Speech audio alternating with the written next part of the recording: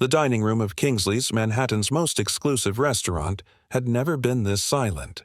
Cutlery froze mid-air, conversations died instantly, and every gaze locked onto a small corner of the floor.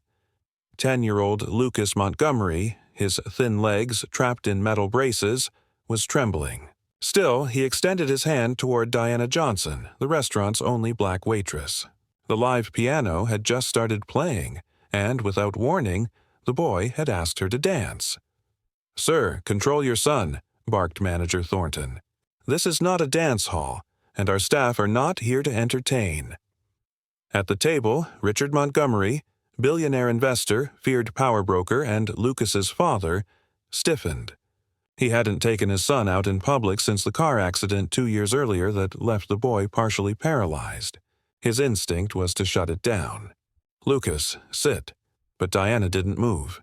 She removed her apron, set it neatly aside, and smiled. "I can't dance in uniform," she said softly before taking Lucas's hand. Gasps rippled across the room. Richard shot up. "What do you think you're doing?" "Accepting an invitation," Diana answered calmly. Lucas took a shaky step forward. His braces screeched across the polished floor. Yet Diana didn't correct him or lead him. She matched his uneven rhythm, letting him guide her. For the first time since the accident, Lucas wasn't being helped. He was leading. Whispers filled the room. "She'll be fired tomorrow." Richard froze, haunted suddenly by a memory. His late wife, dancing with Lucas in the living room, whispering, "It's not about perfection. It's about connection." When Diana guided Lucas back to the table after 3 steps, she bowed slightly. "Thank you for the dance. It was an honor." As she turned to leave, Richard's voice stopped her. "Wait, what's your name?" "Diana Johnson. Be at my office tomorrow, 10 a.m. The room held its breath. The next morning, Diana entered Montgomery Tower, her best outfit pressed but modest. She was led to Richard's vast corner office where Manhattan sprawled beneath him like his private estate. "Why work as a waitress?" he demanded. "I work 3 jobs," she replied evenly. "The restaurant, a bookstore, tutoring when I can." Richard opened a folder. "You founded a community program, Freedom Steps, for children with disabilities. It's about to close for lack of funding." Diana lifted her chin. "Yes, but I didn't come here to ask for money. You invited me." "I want to hire you," Richard said, "to work with my son." "As a waitress in your home?" "No, as his therapeutic companion." Diana shook her head. No, his shock was palpable. Nobody said no to Richard Montgomery. "I don't work for men who see only color and class before competence," she said steadily. "And Lucas deserves more than someone paid to pretend to care." She slid a card across his desk. "Freedom Steps, Tuesdays and Thursdays, 4 p.m. Bring Lucas. First class is free." Then she walked out.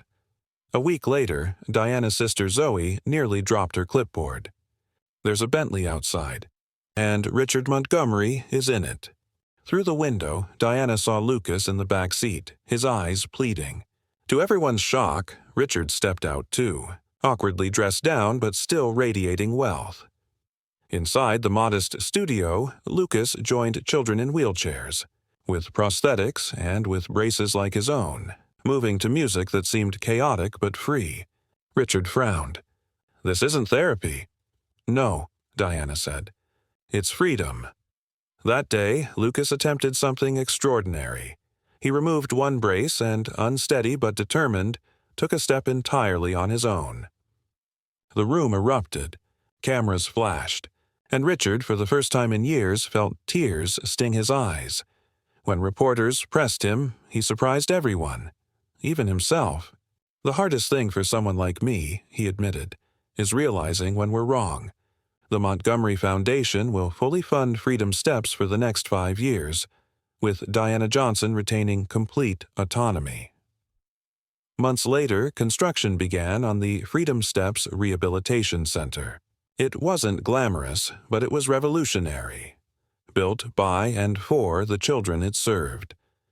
At the grand opening, Lucas, now walking with only a lightweight brace, led a routine with 3 other children.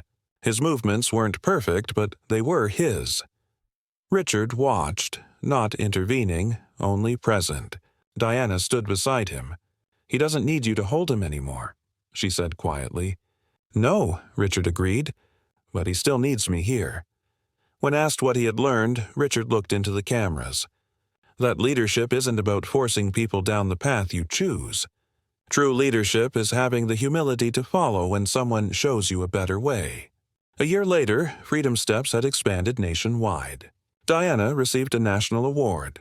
Lucas became a youth spokesperson, inspiring others with his resilience. And Richard Montgomery, the man who once believed everything had a price, learned the hardest truth of all, that some of the greatest steps in life can't be bought. They can only be taken one brave movement at a time. If you found this story moving, subscribe for more powerful stories of dignity, resilience, and transformation, because the smallest step can sometimes change everything.